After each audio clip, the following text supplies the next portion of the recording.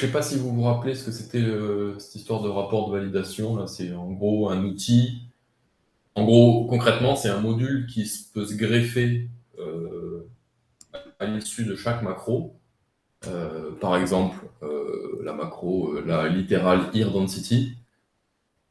Vous avez maintenant cette macro avant qui comportait juste le module de densité d'épi, et maintenant elle comporte aussi un module de validation.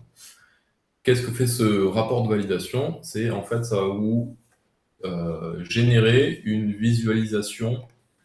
Enfin, ça vous génère ce que vous voulez en fait.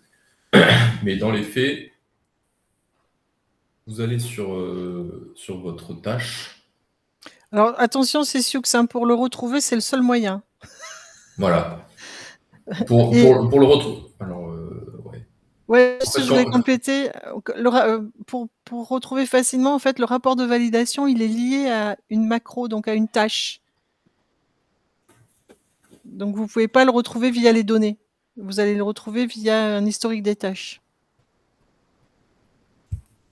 donc, ce que vous faites, c'est qu'en fait, là, vous avez dans le monitoring, là, vous avez vos listes de tâches. Et si vous allez sur... est-ce que je vais les retrouver par là? Projet dossier. Gradient. Ouais. Vous voyez là, par exemple, celui-là, le literal here density, là. Si vous voulez voir les sorties du rapport de validation, vous cliquez là sur le petit œil là, pour voir la tâche. Et c'est le seul endroit où vous allez le voir, c'est ici, là. Voir le rapport de validation. Et donc, vous cliquez dessus.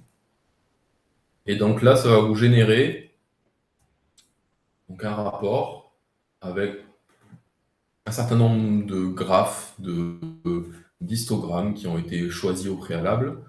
Dans le cas ici de literal here density, donc vous avez le nom de la macro en premier, des informations sur sur votre manip, notamment la date, et le ou les traits qui ont été générés par la macro.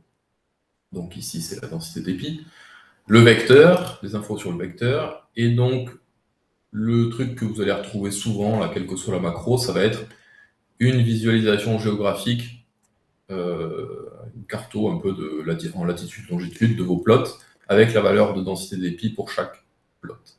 Et donc, quand vous survolez, c'est interactif, quand vous survolez dessus, vous allez voir la valeur ici de densité d'épi estimée pour chacune de vos plots, quand il y en a une. Quand le traitement a échoué, vous avez un âne ici, et là, ça s'affiche en gris. Vous pouvez, si vous voulez, zoomer avec la souris dessus pour voir un peu de plus près.